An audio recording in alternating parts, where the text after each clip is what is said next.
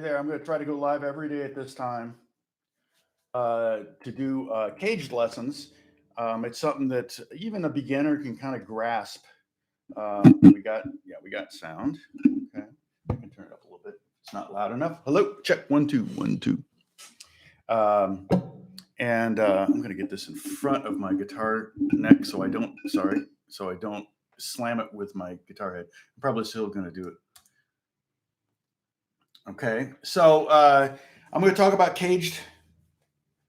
So I'm going to do this every day for half an hour. I'm going to try to do this every day for half an hour. Okay, and we're going to talk about caged. That's why I'm here. So we're going to talk about caged method.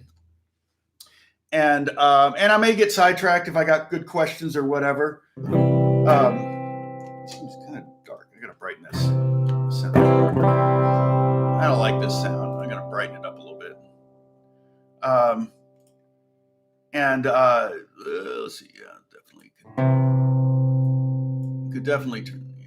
Yeah. So caged is just a word, and I have used the word caged, but caged is just a word. It's an acronym for C chord, A chord, G chord, E chord, and D chord.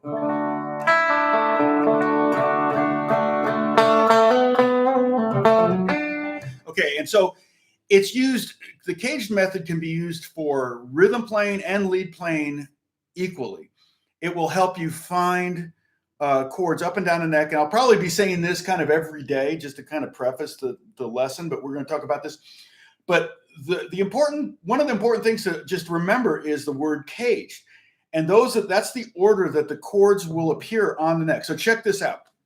We're going to take a C chord. And what I want you to do is play a C chord, because I'm assuming you all have guitars in your hands. You may not, but if you don't have a guitar in your hand, that's fine. But if you have a guitar in your hand, I'll go a half an hour on this, and then I'll take some questions afterwards. I'll take a couple questions afterwards, but I want to try to keep this to a half an hour. So it's like a guitar lesson. I'm going to try to do this every day, and I'll say this multiple times today so you guys can kind of catch on. Okay, so normally you play a C chord with these 3 fingers, correct? Okay, so what I want you to do, and I know this is going to be hard for some of you, I want you to play it with these 3 fingers, basically not using your first finger. So it's this, like this. Okay, and the reason we do that now, if we move up a fret and bar here at the first fret, we've got a movable chord.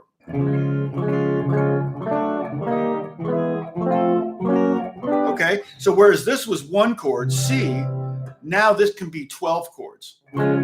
So this is C sharp, this is D, this is D sharp or E flat, this is E, this is F, this is F sharp or G, okay? So that bit of information alone allows you to find, here's a G chord up here. Here's an F chord here, and then back down to C. Okay, so what we did to the C chord, we can also do to the A chord. So if you normally play A with these 3 fingers. Now, I normally play A with these 3 fingers because, as I've said before, this finger is skinnier than this finger. And so I substitute this finger for this finger, and I can actually fit my fingers there, see? So if you do that, then, you probably know this bar chord, okay? And now you've got 12 chords, right? So let me just show you the first part of caged. Here's a C chord, right? And then the next C chord up the neck right here is like looks like an A chord, see? So do you see where we're going with this? See, it's the A shape, but it's actually a C chord. Here's A sharp or B flat, B, C. So here's C, here's C. So if you want to play a C chord in a song, you can play here, you can play it here. Okay? Now the next letter in the word caged is G.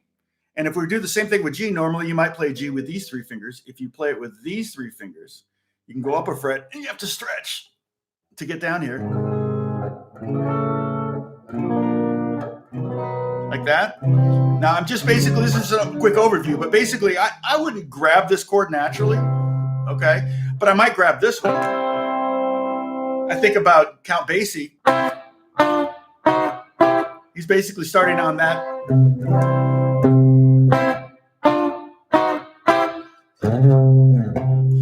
Now, so we have C shape, and we have the A shape, but that's a C chord. If we take this G shape up, G, here's A, here's B, here's C. So caged C, A shape, G shape. That's the next C chord. The next C chord is the E shape, which is this one. And I'm going really fast right now. I just want to kind of give you the overview of why this is important. Check this out. So, and then here's the next shape, the last. Now, let's say, so that would be C. So we have C shape, A shape, G shape, E shape, because see, that's an E chord, right? And then the last one is the D shape. And then we start all over again. If you have room, if you're playing an SG, you can definitely get up to this C chord.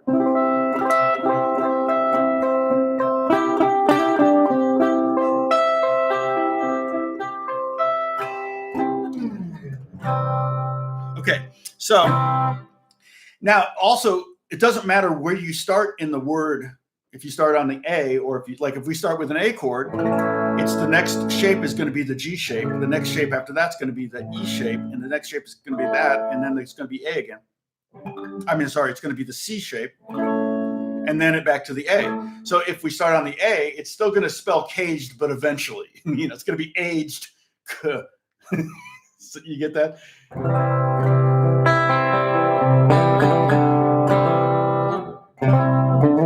Now here's what for soloing, I use it a lot for soloing. I almost think cage shapes, and the funny thing was I did this for years, long before I actually knew the term caged.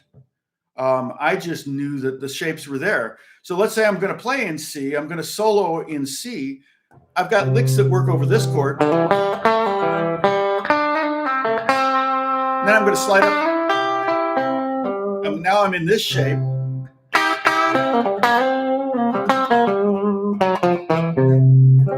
And then I might go up to here. And now I'm in the G shape. And then I might go up. I'm still in C, but I'm just going up the different shapes. Now I'm playing in the E shape. Now I might go up here.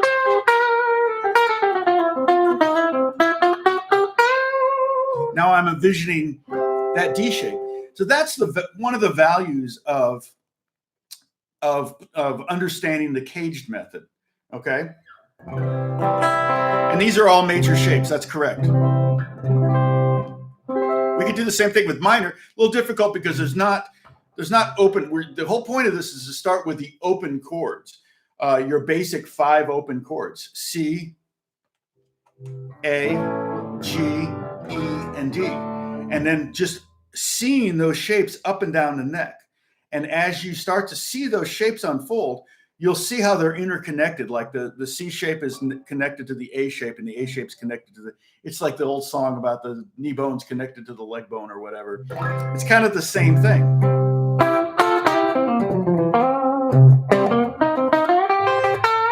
Yeah, it's already Saturday. So basically, I'm seeing all those shapes as I go up the neck, and it changes with every chord. It doesn't matter if I'm in the key of F sharp. Now I'm seeing the F sharp chord. I'm seeing an E form right here. Now I'm seeing the D form right here. And then I might go to the C form here. But I'm still in F sharp. And then I go up to the next shape when I'm in an A shape. You can see it looks like an A. It is an A shape. It's not an A chord. It looks like A, kind of. Now but I'm still in F sharp.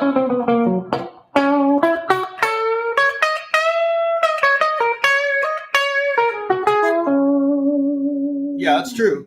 You can definitely, the G shape, you can move up from a minor bar to a major bar. Well, the E shape is really the easiest one to do that with, and the A shape too. So the E shape, so if you take the E chord that you normally play with these 3 fingers and you play it with these 3 fingers, and again, we're talking about bar chords. So for beginners, bar chords are tough, and I understand that.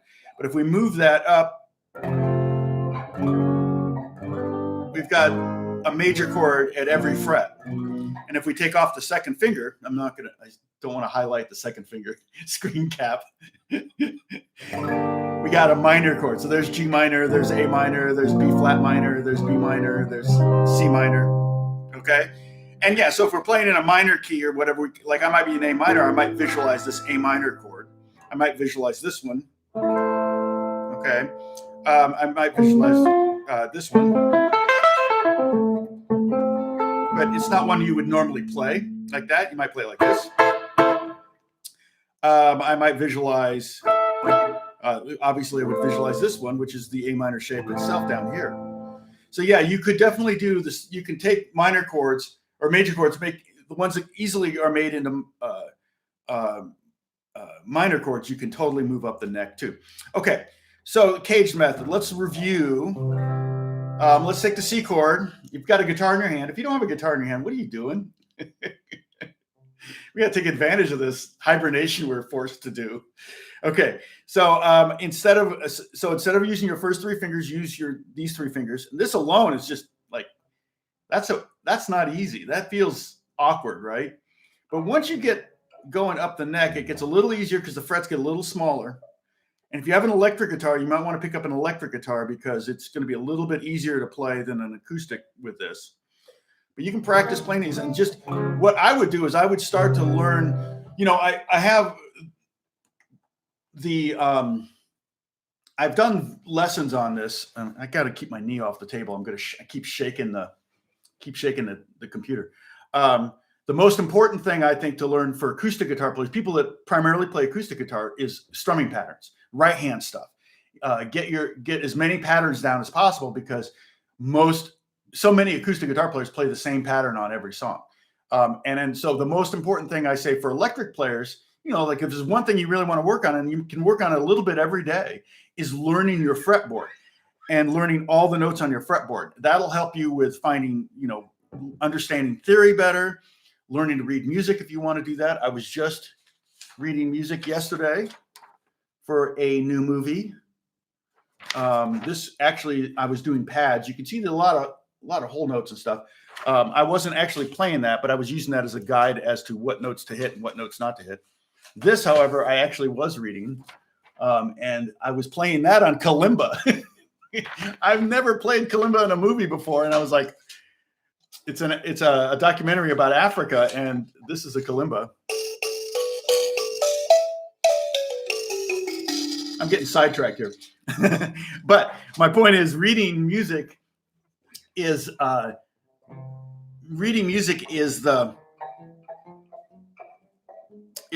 way to make sure that you have less competition, because so many guitar players don't read music.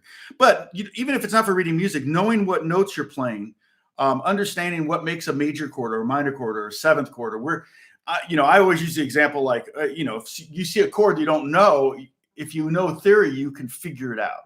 Like if you see something that says D7, sharp 9, sharp 5, you're like, what? And it's that's what it is. But if you knew where the 5 and the 9 were, then well, there's the 5 and there's the 9, and if I just sharp them, I go right there, and now we got. So here's D9, here's D7, sharp 9, sharp 5, and don't worry, that's not trying to kill you here. My point is, knowing a little bit of theory, knowing a little bit of your fretboard can really help you kind of decipher complex chord symbols that would just totally make you go, I don't know what I'm doing. So thumb piano, that's right. That's another word for that. Kalimba is thumb piano. And so I basically suggest, so the fingering on this chord, of course, is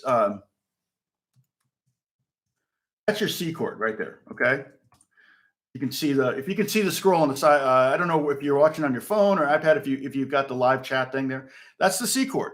And so if we move it up, then we're going to get still nothing on the bottom string. But if we go up a fret, we're going to have this, and this is going to be C sharp.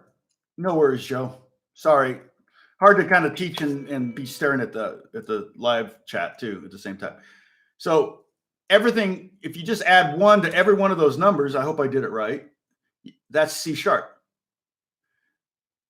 Okay.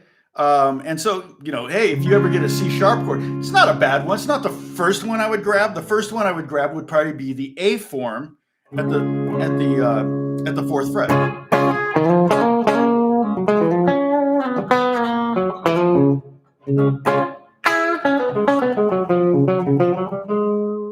Okay. So that's the one I would probably grab. And I see lots of licks there. I don't see as many licks in this form. You know, and that, again, that's kind of the reason, one of the reasons to learn the CAGED method is because it'll open up a whole bunch of licks that you can totally move and everything.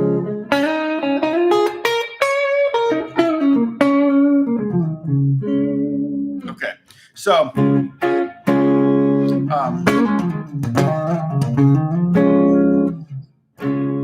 all right.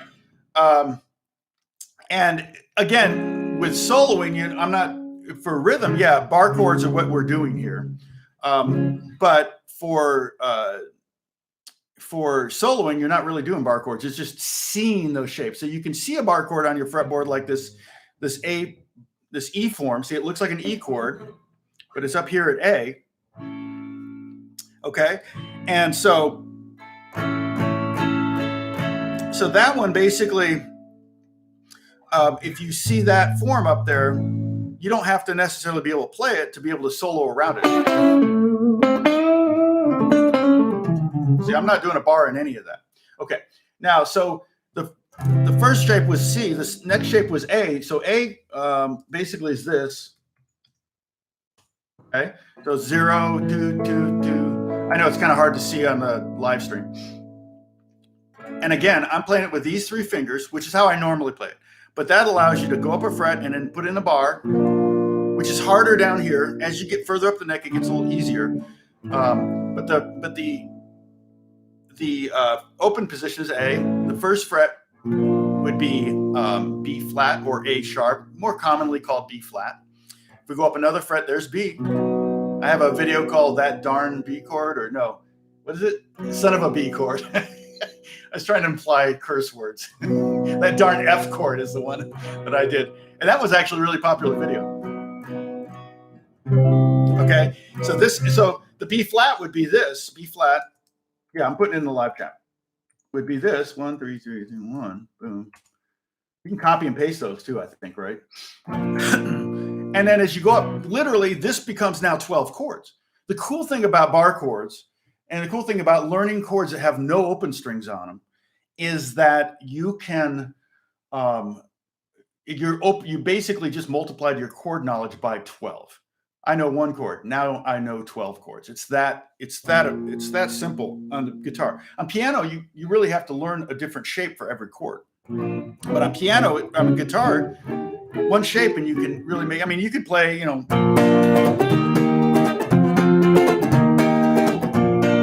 you could literally play every chord with 1 shape if you want in a song, if it's all major chords at least. Now, so like B would be, here's B.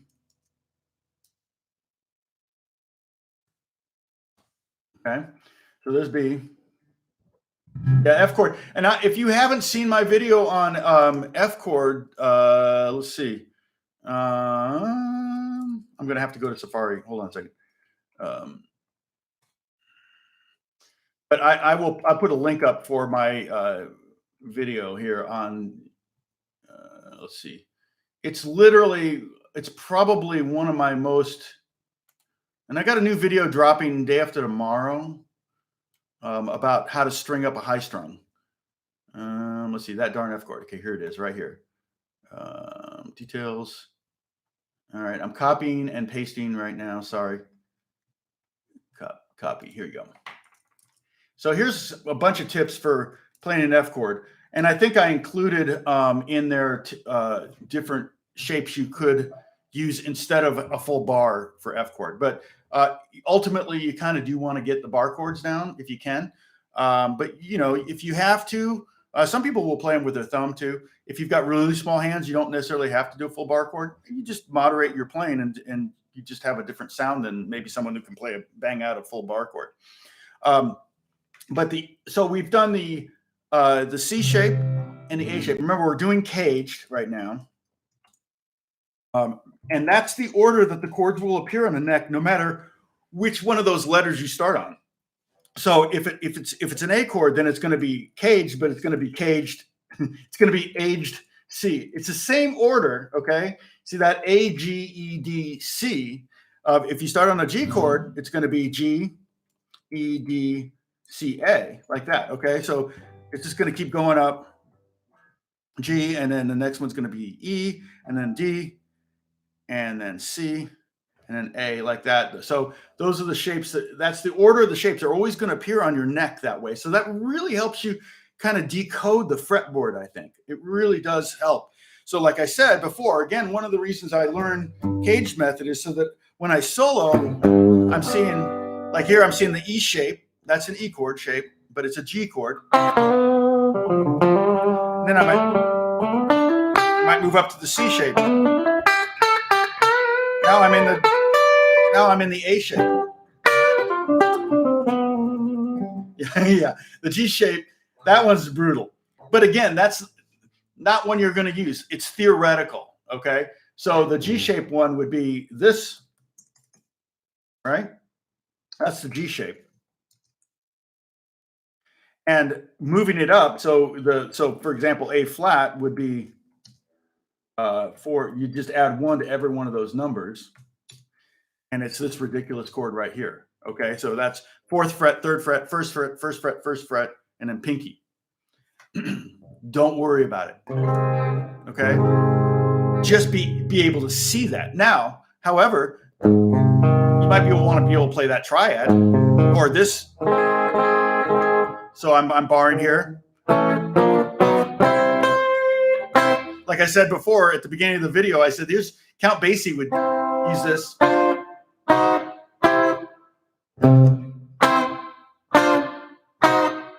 Okay, so this is kind of a fun little lick here. So I'm on the top 3 strings only. Top 3 strings only. 5th fret, 5th fret, 8th fret. So I have, that's the first chord, and that's just the C chord. And then I'm going to go, see, 7th fret, 6th fret, 8th fret, 7, 6, 8. If I get this right. See that?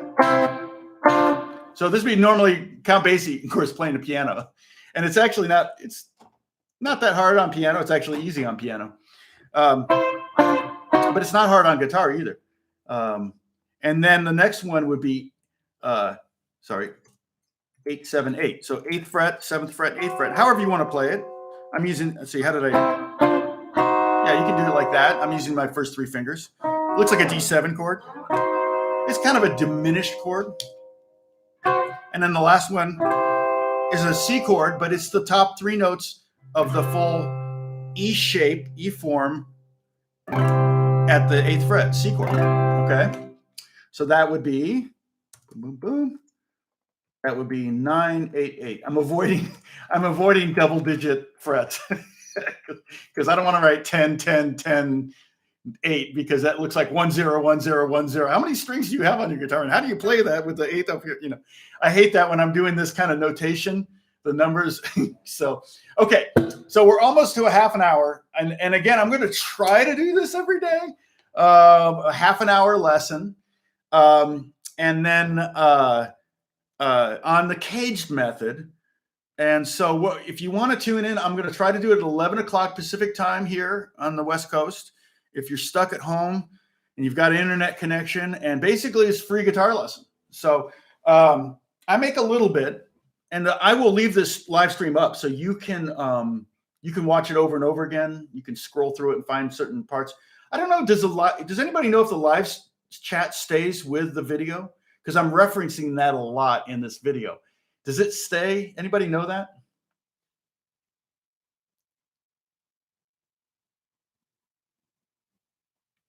Anyway, if you know that answer there. I'm not sure how to find the live stream. The live chat once it's. I don't do anything to remove it. But unfortunately, all this stuff I'm referencing in this video is in there. So I'm not sure how else to do it. Okay. You hit the chat button. Okay. Thank you so much, Pepper. That really helps a lot.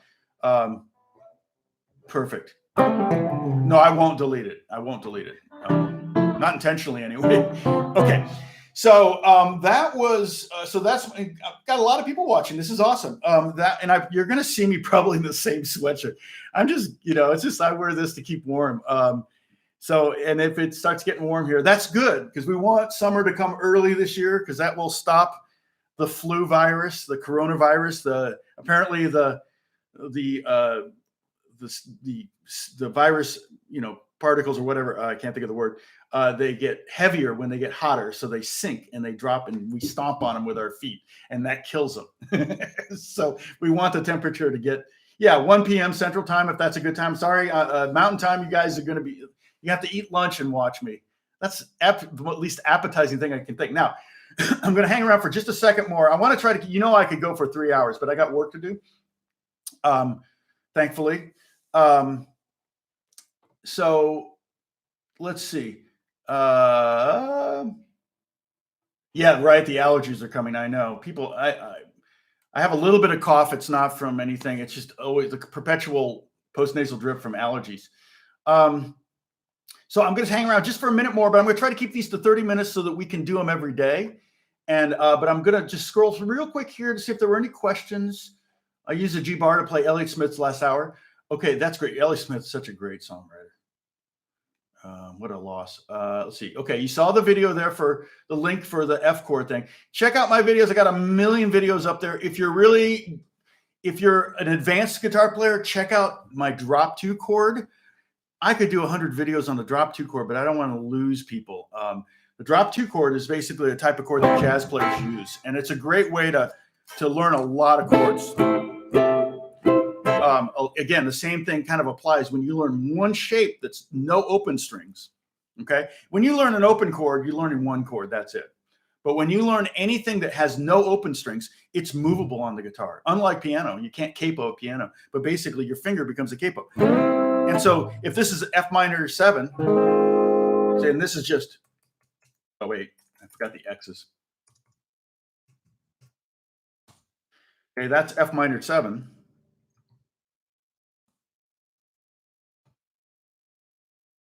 All right. Then this is F sharp minor 7. This is G minor 7. This is G sharp minor 7. This is A minor 7. This is B flat minor 7 and B minor 7. So you've learned 12 chords. There's E, and then we're back to F again.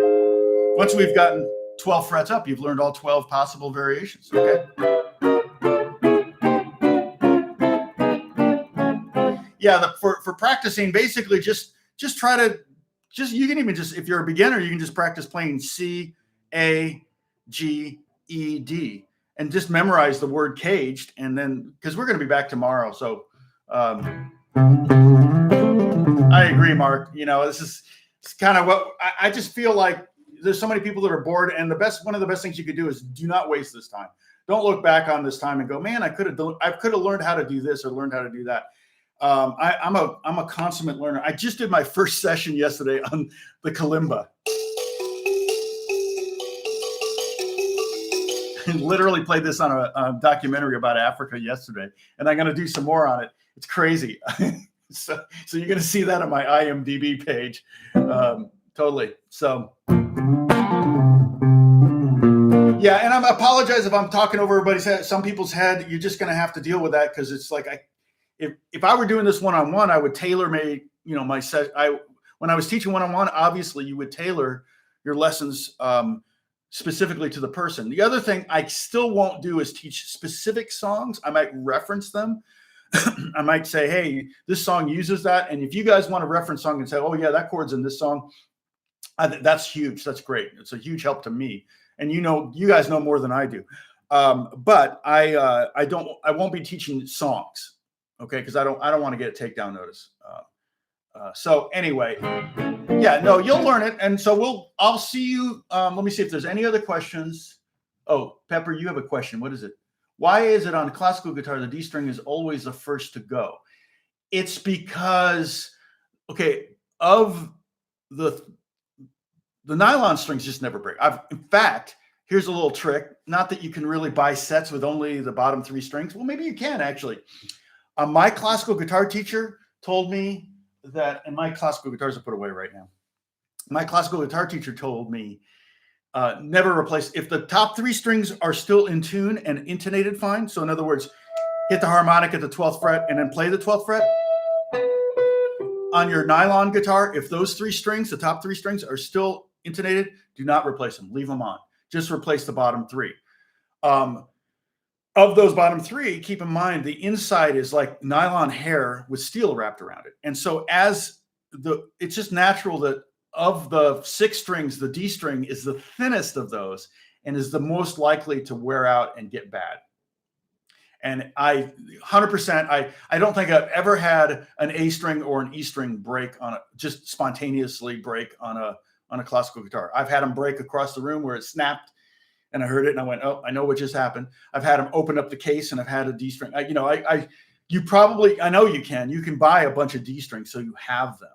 I usually like Augustine Blues, and I can send basically, Augustine Blues, and I'll say I can create an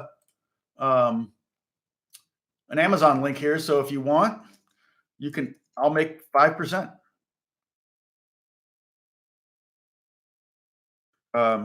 That's the great thing about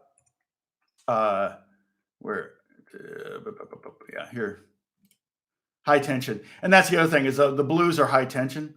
So this is basically $10. So this text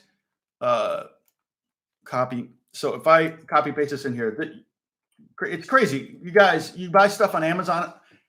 I get income from that. It's just a blessing. I really have to say. I mean, like I said, I stopped teaching privately about 7-8 years ago, and occasionally I still teach privately, but I stopped doing that. But there's it's just loose and unwound. Yeah, it's just bad. You might be able to through Amazon, and if you click on that link and do any shopping, I get a percentage. It's crazy. So bless you for that. But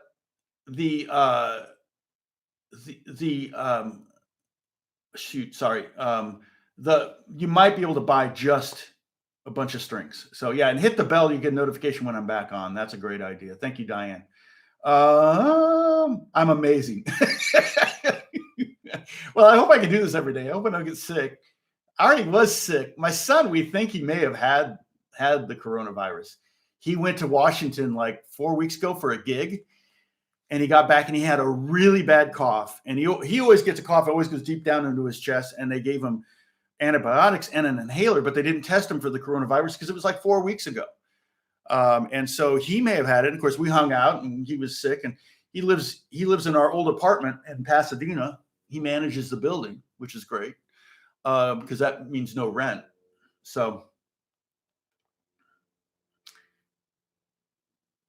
sorry, Joe. I can't prove that one. I'm trying to keep it clean here.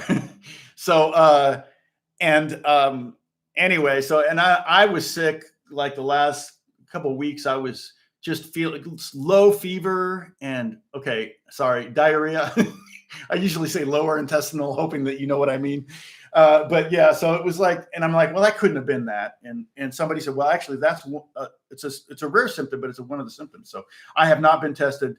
None of us have been tested, but my wife's a teacher, and of course, she may not be working the rest of the school year, which is a drag because she's a substitute teacher. So we just all pull together. We're going to try to keep the whole thing afloat and try to keep. So I'm tomorrow around 11 o'clock. I'm going to try to log on again. And I was a little late today because I was trying to sign up through Safari, and I forgot it doesn't work through Safari. I had to go through Chrome. So kids, damn kids. Let's see. How do you hold your pick? Oh, I missed that one. Sorry. A lot of it depends. I change how I hold my pick depending on how I'm playing. Let's see. So, for example, if I'm strumming, I hold my pick pretty loosely. If I'm doing like a funk,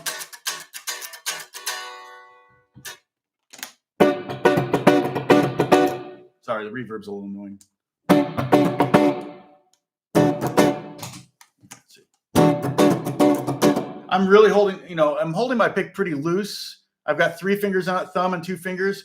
I'm not like a crazy speed monster, but if I am soloing, I definitely tighten down on the pick, and I hold it tighter, and I expose less of it. Okay, so just the tip, and then if I'm strumming, I expose more of the tip, so there's more surface area, mainly so I don't scrape up my nails too. I think is why.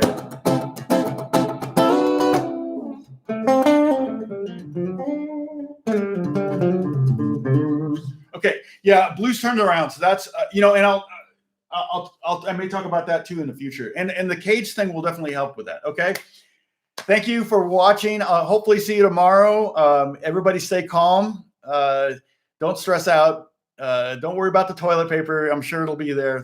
They're ramping up production, and I will. I'll see you tomorrow. Bye bye. God bless.